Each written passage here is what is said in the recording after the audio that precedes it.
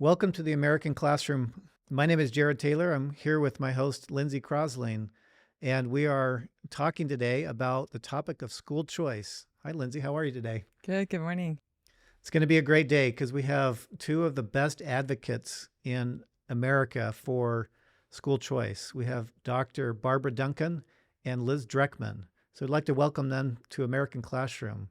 Hey, guys. How are you? Hi.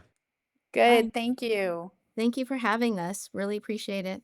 Yeah, and it's December 2025, and we're gearing up for National School Choice celebration coming up in January. So, this is an exciting time to discuss school choice and all the options that families have across Arizona.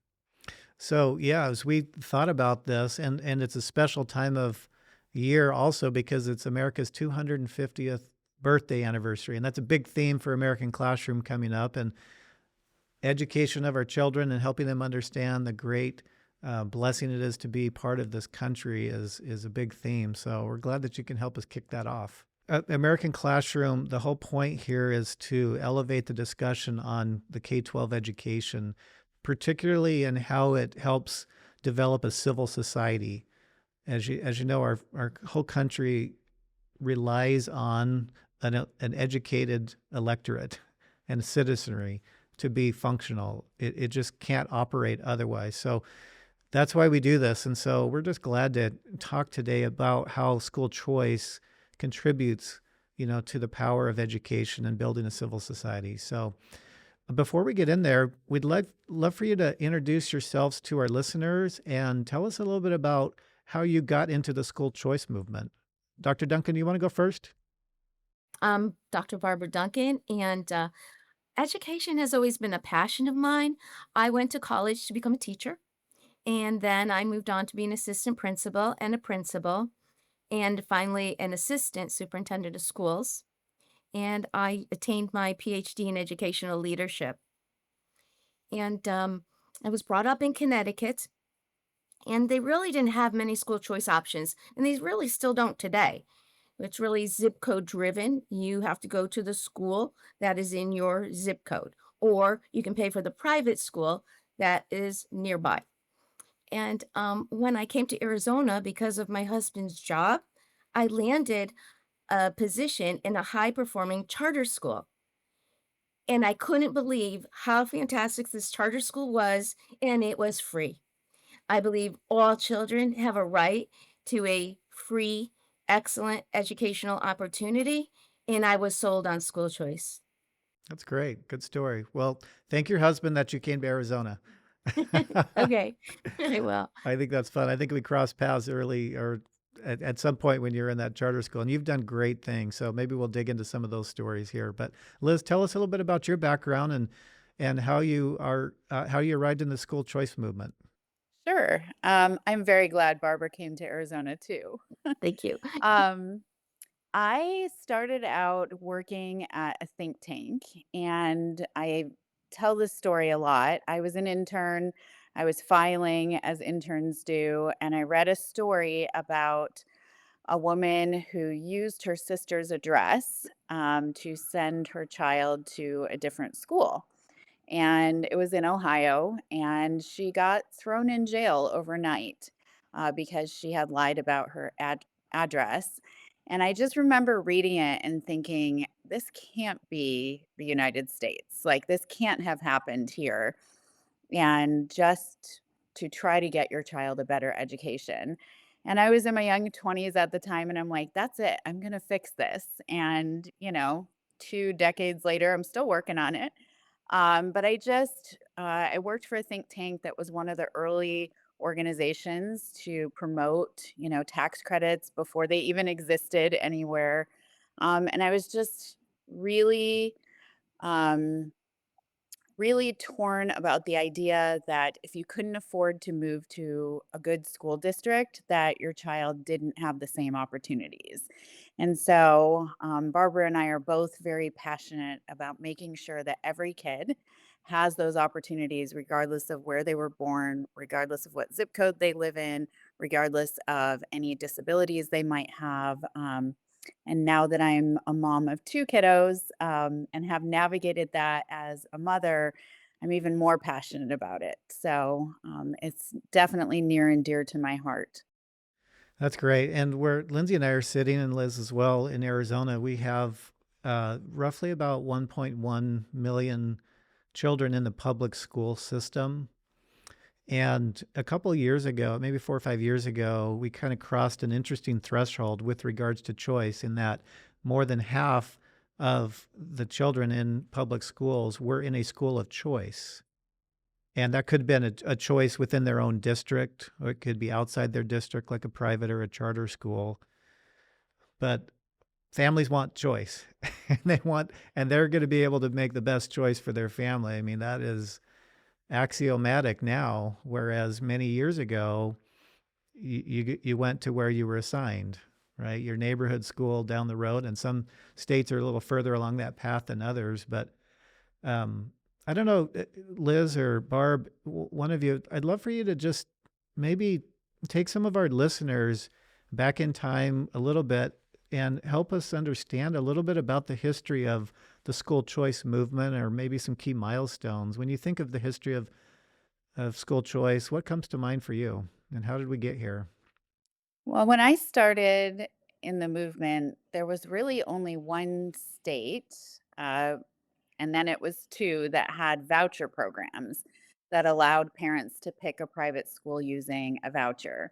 There were a handful of states that were starting to have charter schools, but it was a relatively new and very controversial idea. Arizona, I feel like, has been kind of a laboratory for school choice ideas, always the first to kind of promote tax credits, one of the first to have charter schools. And it's really shown what a difference it can make in outcomes, especially for kids with disabilities, kids that are, coming from low income families. It has made the gap between kids that have and kids that don't. Their outcomes are way better where are school choice options. So when I started in this movement, there were only a handful of states that had those options. And now I think at the National School Choice Week, kind of planning committee meeting, there are over 35 states that have a wide variety of options. And almost every state has considered passing some sort of school choice program, even if it was, just charters or magnet schools. So I think that's really a testament to all the work that's been done by groups across the country and parents. And I want to also give some credit to Lisa Graham Keegan because in the beginning, as a state representative, she was the one who really pushed forth with charter school movement. And then when she became the superintendent of public instruction, she really pushed for the STOs for tax credits so that the money would follow the child. And I don't know if people in Arizona realize how fortunate you are to have all these options and opportunities to find the right fit for your child to get that education. Because still in Connecticut, we don't have it in Connecticut. It's still by zip code. And even if you try to become a charter school in Connecticut, it's the only state with a two-step process, meaning you can get approved, but unless the legislators pass to fund you, you do not start the charter school. There are schools that have waited 8 years and still can't receive the funding. So it's still very limited.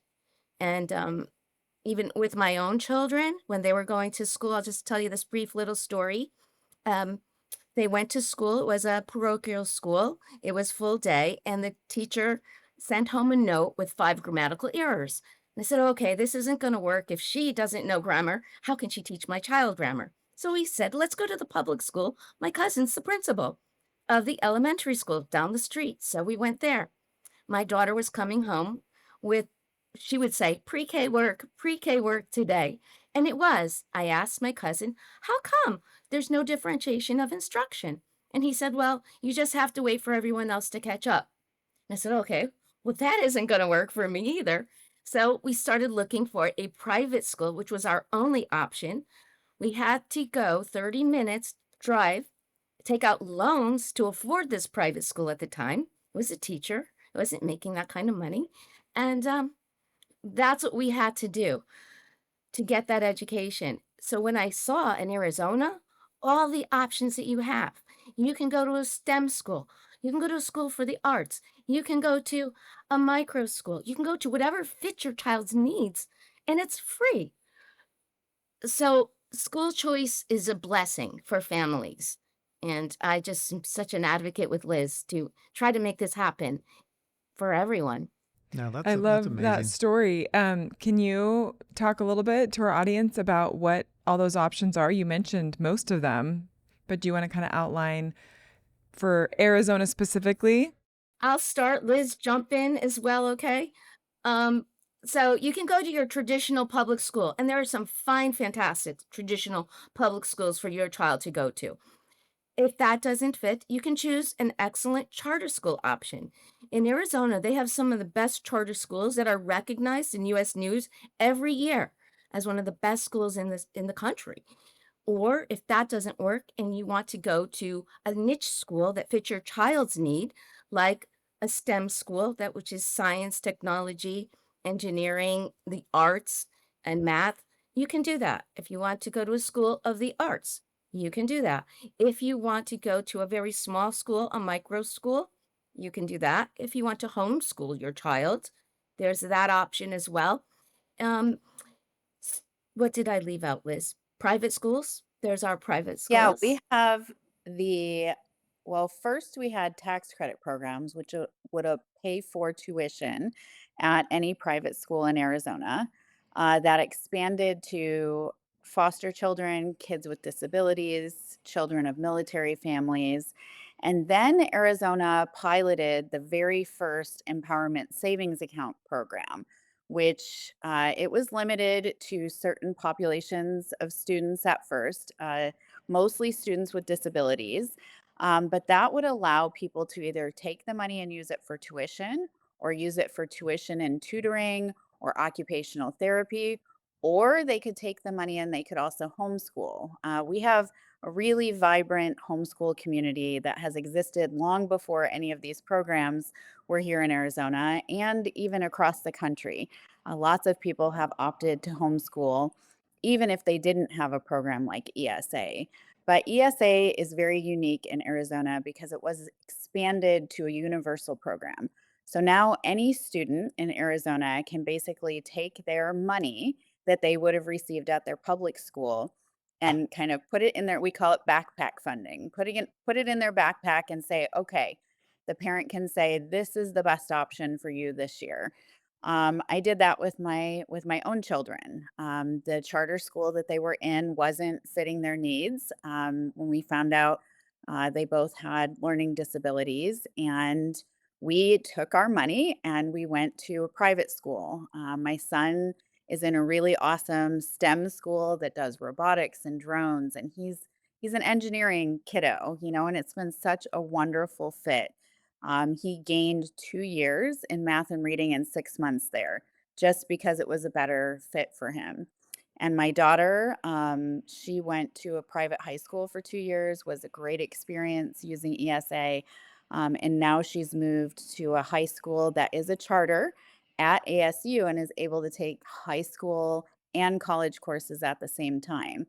And it's just like every time I have this experience as a parent or kind of holding the hand of another parent and kind of walking through what their options are, I just think about all of the parents in other states like Connecticut and other states that aren't as far along and what limited options their kiddos have when you don't get another chance. You don't get another third grade year. You don't get another fourth grade year if a child can't yet learn to read. And so the sense of urgency is still there, even though we have all of these amazing options in Arizona and in other states. I still have that sense of urgency. And I know Barbara and I talk about this all the time that those need to be available to all kids everywhere because your needs change over the years too. What you needed in second grade might be different than what you need in 10th grade. So I think we've made a ton of progress. And I think all of those options are wonderful, but I wish they were available to everyone. Yeah, my sister who lives in New Mexico, she has less options, but it's even different within a family. You have, some children might need to be homeschooled, some might go to the public school. So you could even within your own family, like you had pointed out with your own family, like attend different schools based on what your individual child needs and would thrive in. And so I think that's so important. I've had a similar, mine was less academic and more safety, but I had my daughter at a public school nearby my house, and she was getting bullied, getting injured. And every time I reached out to the principal 5 times, never heard back. Then I reached out to the teacher, and she would say, I'm not at recess, so I can't know what's going on. And I'd reach out to the recess attendant, and they would say, well, there's so many kids on the playground, I can't keep track of all of them. And so they would not, it's like, I need you to keep my kids safe when they're in your possession, you're in your care. And so I found another option. It ended up being a small charter school that was a great fit. And academically, it was a great fit too, for her. But yeah, for whatever the need is, if the current school situation isn't working, I hope parents understand, especially in Arizona, that there are a lot of choices available. Yeah, that's great. And thanks for sharing some of the examples around the union. I hope our listeners that want more choice in their state know that they can do something about it, right? They can contact their legislatures. Yes, there is a major problem in our country with the vested interest controlling, certain school districts or charter school thing. I mean, that's a problem nationwide, but parents do have an innate need for choice for their children, and they are in a great position not just to choose, but also to advocate for the additional choices that their state may be missing out that other states are benefiting from right now. Because it's just hard to say, well, you can just pick up and move if you want states, more choice. That's a hard thing to say. Bring the choice to your own state and stay current with what's going on in the country. I think one of the most interesting things I've seen in Arizona, over 10 years ago, we moved to Chandler, Arizona. And I remember one of the first pieces of mail we got at our new house was actually an advertisement from the Chandler School District saying, the choice is yours. And here's all the options we have in the Chandler School District. We have a magnet school. We have this school. You can transfer in between schools. And I just thought, oh my goodness, like we've arrived as school choice state when the public schools were kind of using that language. And I think that's one of the sad things that happens in lots of other states is it becomes kind of like the school choice people against the public school people.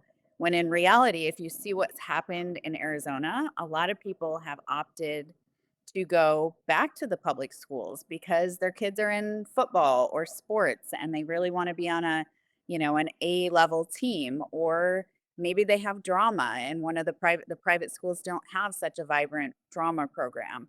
We have amazing public schools here in Arizona, amazing educators, amazing leaders, and I refer just as many families to the public school options as I do to ESA or private school options because there's just that many great opportunities. And I like that a lot of people have kind of taken on that conversation and said, okay, how can we all have the same messaging? How can we help you find, the best fit for your child or the best opportunity based on what they need at this time in their journey? Liz, that's a great example because I got to know the school board at Chandler and the superintendent, and they made a specific decision as a governing body and a leadership team to say, okay, if choice is the new game in Arizona, let's win. And so you saw them start to diversify programs in their high schools and junior highs and elementaries. And 10 years into it, while other districts were whining and moaning about the competition and complaining and filing this and that, just Chandler was winning in their own jurisdiction. And they actually were out bragging how there's fewer choices outside of the district because they're satisfying the interests of their families better by embracing choice within their district. There was a great mindset that they adopted, and I think that's a great lesson and takeaway if we have people in school leadership, in district school leadership, to consider. Call Chandler, see how they did it. They did a great job. I think competition is good. It helps everyone to kick it up a notch and to reflect on what are you doing and how can we make it better? How can we make it better for students? It doesn't matter whatever type of school it is. I've noticed that when other schools have moved in, that everyone's now trying to take a better look and let's really try to make our school better to attract the type of student that will fit. Yeah, and not just for like K-12, but to integrate even college into, like, Liz, you mentioned the ASU school that had the college, credits built in. I have a child at Heritage Academy where they have a strong dual enrollment program. A lot of students graduate with their associate degree when they graduate from high school. The students that want a technical program, like we have Paul Revere Academy, or people who attend EVIT separately, where they're actually getting their career certificates while they're in high school. I love that our K-12 system is now helping them beyond, like, at an earlier phase. What's interesting about states that have more choice is there's more confusion in some ways. Yes, And exactly. you Yes. probably hear that from parents. And I hear it especially from people that move outside of Arizona into Arizona, and they're trying to make a decision. And, American Classroom Podcast is affiliated with Heritage, and they said, oh, should I just go to Heritage? And I go, no, not necessarily. Maybe. I go, and I give them a little bit of advice on how to decide the right school. And if the conclusion is at a Heritage Academy, hey, great, we'd love to have you. If it's not, great, you found the best school for your child. But I'd love to hear, how do you help parents where they have that confusion kind of sort through it, and so they find the right choice for their family? Um, I think that is, as important as humans and organizations, that we kind of are constantly looking backward and forward at what did we do well? What are we doing now? What can we do better? And one of my criticisms of kind of the work we've done as a school choice movement is we've always kind of focused in these, like, one area at a time, or even fundraising grants have been directed at one sort of option.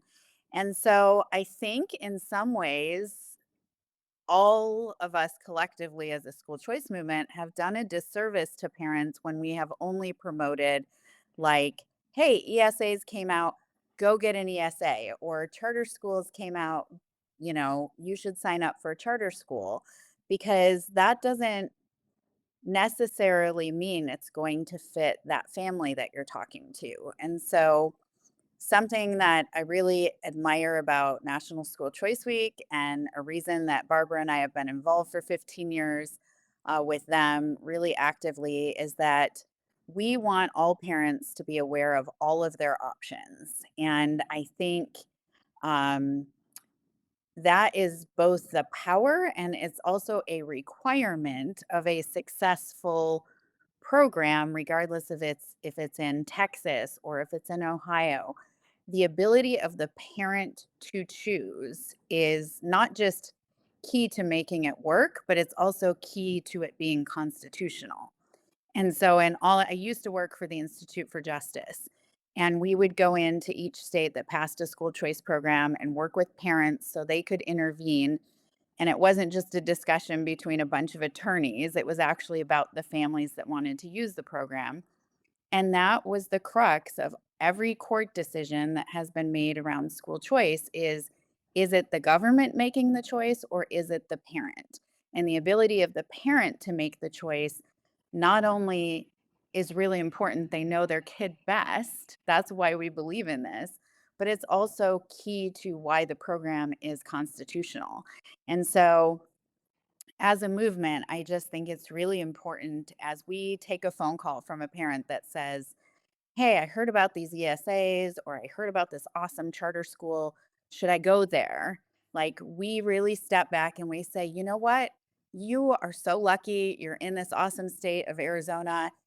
That's a great program. ESA is awesome. Here's what it can do for you.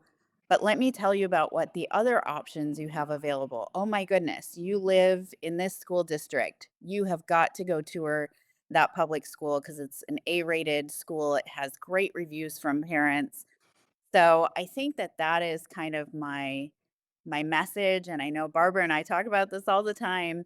My message to kind of the movement is we aren't here to make the choices for the families. We're here to expose them to all the options that are available to them. And I think that helps with the confusion factor. If you can say, hey, you have 7 awesome options, go check them out, come back and we'll talk about it, and we can help you walk through what might be the best fit for your kiddo. And I think that is really important for the family's sake, for the child's sake, but also for the larger kind of protection of what we believe in. And Liz is right. So one thing that we do emphasize a lot with the families is when they pick the schools, and we say pick, like you said, 7, 3, 4, whatever the number is, not just one, but go tour it and see the school in action. And then you'll have a better feel of what it's actually like to see it, when it's actually happening for your child. So that's something we highly recommend all the time. And but one of the challenges also is when you're in the urban center, if you're in a city like Phoenix or Tucson, you have many more options available at your fingertips. Some of the challenges that we still have, I believe, today is when you're in a rural setting, it's a little more limiting and hard to get access to all the options that are out there. So we really try to work with them in that type of environment as well to say what is available for you. I have friends that have children at like a Chinese immersion school or a Spanish immersion school. And so even within those districts or charters, there's specialty schools like that, which are fun. In a way, I look at schools as solutions or prescriptions in a way. And so I always say, make sure you know your choices. But first off, before you do that, put that aside, know your child. What do they need? What are the programs or services or supports or their interests? What are the things that really excite them about education? Make a list of that. And only parents really can make a good diagnosis, for the prescription. And then then it kind of narrows down the choices. Oh, here's the one, for my children's needs. Here's the type of school if they have these, and no school is going to match it perfectly, but if you can get 8 out of 10, that's probably the best choice for you. And I love, Barb, you mentioned about take a tour, right? It seems very simple, and for us, it's common knowledge. A lot of parents are not sure. Oh, I can do that. I can go take a tour. Yeah, you can. They'd actually love for you to do that, and then you can, ratify your decision that, oh yeah, this is the best choice right now. And yes, you can change your mind later if things change, if the prescription changes or the solution you need for your family changes. But yeah, that's great. And don't follow the trends or the fads, right? Because yeah, what's the flavor of the month? And thank heaven states are rolling out new choices, but that doesn't mean we have to have a herd mentality and it's right for everyone. It's just another great option for families where they're missing that now. I think when I just an aside, when I started this as a parent, looking for a school for my daughter, I was so convinced I needed good academics and this long list of, things that you thought made a good school. And to Barbara's point, when I have walked into a school, I have known immediately as a mother of my child, this would be a good environment for her or this would not. And the way that I found my son's school was, even with all these websites and all this knowledge I have, and I know all these schools, I was at our school choice week event and I was not feeling super well. And I walked up the stairs and I was really slow because I was tired. And I heard this guy just really loudly say, oh, we have robots and drones, and let me tell you about this. And I got up the stairs and I was like, I don't know if you're a school, if you're a camp, if you're a club, whatever you are, my son needs to go there because you are so excited about robots. And he is too. And I know wherever this is, he would love and he would thrive. And that's how I ended up at my son's school, was just because I knew that if he was excited about something that was there and it fit something that he was interested in, and there were people that were really excited about it too, that he would thrive. And I think my kind of view and the way that I help families navigate over the years has really changed as I became a parent navigating it too. You could have the best school with the best academics and the best ratings, and they show up in US News and World Report. And it could be a place that your kid just hates school because it's not something that they're interested in. Or maybe it's 8 hours a day of lectures and they really need to use their hands and get up and move around. My son's success and progress in school, I really believe, was he was in a place that was wildly interested in tapping into kids' interests. And also, it was a very different setting where kids could sit in a chair, they could sit on a couch, they could sit on the floor, they can move around. And that movement made him able to focus on whatever he was doing. And so I think parents overthink and they get so worried about picking the right option that they forget that they are the experts on their kiddos, and they will know when they walk into a place if it's kind of a good fit for their day-to-day needs. And so that's why we try to encourage them to go on multiple tours, to meet with families that are in the school, talk to parents who moved their kids there and see, if it's been a good change or not so good change. Yeah, that's powerful. That's powerful. There's just so many options instead of just put them in the neighborhood school. But it's been fun to reflect a little bit about, school choice, 1.0, what that looked like. Go to where you're assigned, and now we have 2.0 right now in the U.S., and we hope that that expands to more states. If I was to ask you what school choice 3.0 looks like, what's coming up, how would you respond?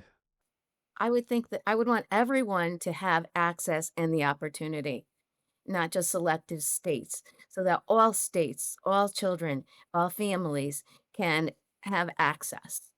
And right now, we have some great states that really do, but other states, as you said, we still need to move them along. And Arizona is a model in which we can follow.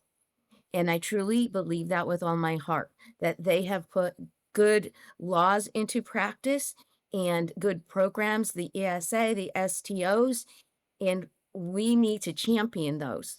We need to be the advocates and say and push for more of this so that all students in the country can lift our entire country up through whatever they decide to become, whether it's a career, whether it's college, whatever it is. We need to do that. That's what I'd love to see happen. Options for all. No, that's great. Liz, how would you answer that question?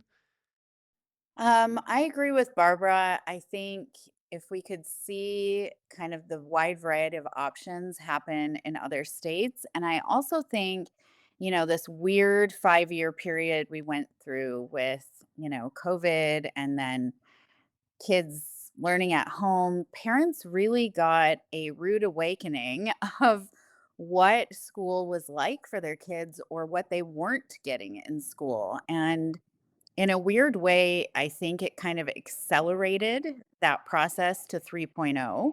A lot of parents are like, wait a second, I don't have to send my kiddo to the school across the street. I should be able to, find another option. Or maybe they're really good at math and they need to take a math class at a different school. And I think 3.0, 4.0 is really individualizing education. Yeah, Maybe it's a true. kiddo goes to a private school for, half their day for their core classes, but maybe they're really into golf or they're into dance or gymnastics and they spend the other half of their week, doing the sport or the thing that they're really good at. Or kind of to Lindsay's point, there are a lot of students at my daughter's school that they go half day to the high school and college classes, And then the other half of the day, they go to EVIT and they learn a trade or a skill. And they're going to leave high school with not only credits towards college, but an actual skill set and a job that they can use to get them through life or get them through college or start a business. And I think that that's what I'm most excited about for kind of that 3.0 is let's not wait till a kiddo graduates from high school to figure out what kind of lights their soul on fire. Let's help them figure that out in elementary school and middle school, and let's help them get access to those opportunities, even if it's a club or a class or something after school. And that's why that kind of backpack funding idea is so powerful and would be so useful if we had it across Arizona, across every state, because a student could get their education piece, but they could also take advantage of the things that they're talented at and figure out, hey, do I love art? Do I love, guitar? Could I get involved in the local you know, opera or something in the time that I would also just be in school. And I think that is where we're headed. I think we're quite a ways away from that, but I hope that we'll continue to individualize every child's education so that they can access those things that they can get excited about and they don't have to wait till they're 25 to figure that out. Liz, I like that. That's an interesting thought. And what came to mind as you were talking is, we're affiliated with Heritage, and this is our 31st year. Now, Heritage was one of maybe 60, 70 schools in Arizona, and we were, I don't know, third, fourth in the union. So my point here is that our first graduates are their children are now coming through the system.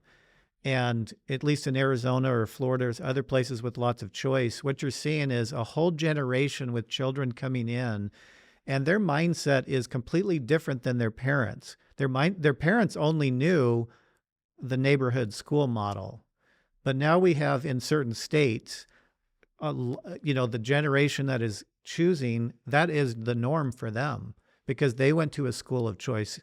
And it's only, I think, going to give the school choice movement a lot of tailwind when they move to other schools that have a more constrained choice environment. Like, how come I don't have all these choices? Where's the magnet school? Where's the charters? Where's the privates? And so I just think that because we have a good, 30, 40-year track record with choice, I think that's going to expand because the generations are now looking for that because they've benefited from it personally. I know when I talk to families, they just think, oh, the neighborhood school, because that's what I did and that's what my parents did. So that's what I'm going to do. That's going to change. And we're going to see that benefit the movement here quite a bit, in my opinion. But Yeah, when I was in high school, there weren't many choices that I was aware of. And then as my younger siblings, the most they could do was get a variance to go to another campus within a district that was maybe a better fit for them. And so there's been a lot of development, which is really fun to see here. I know I have a sibling in San Francisco, and sometimes they're restricted by the concentration of people or children in an area, but she's in like downtown San Francisco. And it may have changed in the last few years, but when her kids were in high school and junior high, you had to the district made you put a list of like top 20 schools, and then they just put you into like a lottery, and you ended up and not always siblings were together, and they put you at whatever school, and there is no transportation. So you are responsible for getting your child to that school, wherever it was across town. And maybe you're on a wait list for another school that might be a better fit for your child. But seeing how other states do it really opened my eyes to the benefits of school choice here in Arizona. So School Choice Week is coming up. That's right. Yeah. Tell us about some of the cool stuff that's happening, not just in Arizona, but all across the fruited plains, and how people can learn about it and get involved. Well, in Arizona, on Saturday, January 24th, we are having a huge National School Choice Week event. It's free for families, students, and schools to come and attend. It's going to be held at the Children's Museum of Phoenix from 6 to 8 p.m. So we encourage, if you're a school, to sign up, contact me or Liz, and you'll have a free table and chairs. We already have 75 schools signed up, so families can see the many different options there and talk to the staff and personnel and students. At this event, families can come and there will be free refreshments. They get to explore the museum as well. Face painting, prizes, photos, a balloon drop, a DJ, dancing. It's a big party and it's enjoyed by all. So we encourage everyone to come and attend. Um, and then we, with Choose a School, also sponsor the National School Choice Week event in Connecticut. And we do that with the New Haven Public Schools, which does have some choice options. They have some magnet schools, and there are a few charter schools in New Haven. So last year we had over 1,000 people come to that event. This year it will be held on February 1st at Hill House. And we encourage families again to come to this fantastic event. It is literally like our favorite night of the year.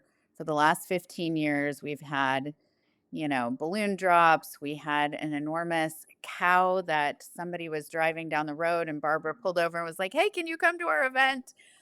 We've just had so much fun with the School Choice Week events. And the things that we're most excited about is School Choice Week is very ecumenical. They promote all of the options. If a family has no idea what their options are, they can go to the School Choice Week site and they can navigate those options for their specific state. And there are tens of thousands of events around the country, and they're all listed by state. There's usually like a flagship event in a lot of states, and then a lot of schools will host, tours during that week, or information sessions, or rallies, or things like that. So if someone is not in Arizona, or even if you are, you can go on to the School Choice Week site and see all of the events that are coming up in your state. And they're usually all during that week. And it's a great time to do it because that's usually when like the state legislatures are coming back into session. And all around the country we can kind of tell the story of what this means to families. So if people want more information on it in Arizona, they can contact either of us and we're happy to get them involved. And we also encourage individual schools to do your own thing because that's a great way to show your community what you actually are doing. And like Liz said, invite your legislators to see what your program is doing as well because we want to show them so they're supportive of what we are doing. But that's a great way to bring families and students in to see your school individually as well. Are there ways that they can get some school choice resources if they wanted to hold something local, and maybe kick out your website here as well, or ways to great way to contact you. We'll put some things in the show notes as well. Anything that you guys want to add, we'd love to add that so everyone knows how Yeah, to we get a can hold of you post. guys. Yeah, we can post the links to the National School Choice website, and we can share any of the links you guys have too. Yeah, that's I fun. know that two of our schools are participating in your event. Yeah, School Choice Week will actually send kits to anybody that wants to host an event at their school. Um, Scarves, signs, little giveaway things. So if they register on that site, they will get kind of connected to all the resources that are available for that week forevermore. Yeah, we have all the Heritage Academy campuses I know celebrate. They do like a pep assembly, or the dance team does something special. There's a National School Choice dance that everyone can learn on their website for schools to do at their assemblies. Our Paul Revere campus celebrates National School Choice. We're going to have two of our schools at your event, two booths. We have a school that's half day academics, half day elite sports, and they'll be there. And then we have another campus that's going to be at your event. So we're really excited to be able to have a booth there Yay. and meet all the other schools that are participating. So thank you so much for putting that event on. We're looking forward to it.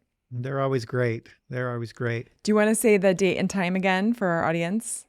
It's January 24th at the Phoenix Children's Museum.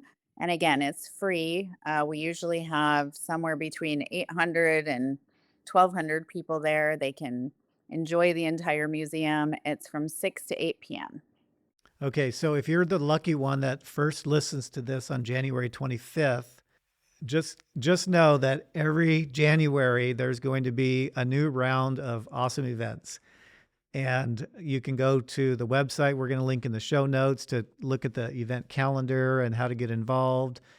And this is a great movement to get involved in. Giving choices, the right choices, the best choices for families is an unbelievable blessing that we have in America, and it is elevating the civil society that we have, and that's one of the great purposes of American Classroom. And so we're glad that you guys are here spending this time with us.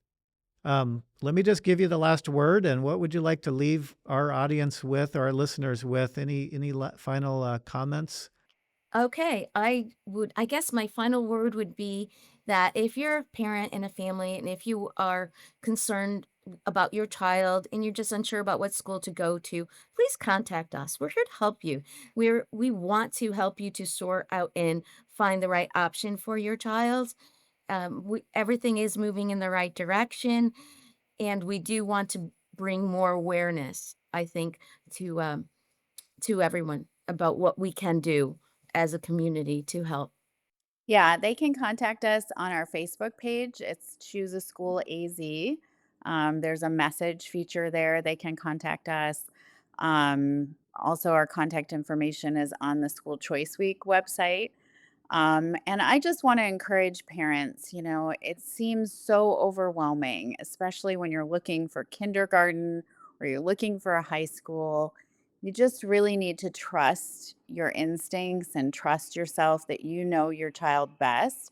And if you call a school and they're like, yeah, we can't do a tour, or you'll have to wait, or I'll put you on a list, that's probably not the place for you. Go where you feel welcome, you feel home, you feel like your child will be treasured and appreciated, and all of the other things, the academics, the details, ask the questions, but make sure you find a place that you think your child will thrive in what they're most interested in and what kind of lights their soul on fire. That's what I always encourage parents to do, and come back and talk to us. Barbara and I both have been through this, both as parents and also helping families navigate, and we're happy to talk through all the options. And if you choose a private school and you can't figure out how you're going to afford that, we have options to help you with that. If you choose a public school and you need transportation, we can help you figure out how to navigate that too. So there's lots of options available. Awesome. Well, thank Lindsay, you this has guys been so fun. much. Yeah, this has been great. And we really appreciate your guys' time and for all that you're doing for school choice in Arizona and throughout the country. You guys are really making a difference. So thank you. Well, thank you for having us. Yes, We thank you. appreciate it. Appreciate you guys. All right, take care. If you like this episode, please like and share with someone who would find this interesting. We appreciate you listening to the American Classroom podcast today. Thank you. American Classroom is brought to you by Heritage Academy Mesa. Heritage Academy in Mesa, Arizona is a public charter school serving grades 7 through 12. Youth that come to Heritage are not just students, but scholars who are taught by the #1 rated faculty in Arizona. If you'd like to learn more about Heritage Academy Mesa, please visit heritageacademyaz.com and click Mesa.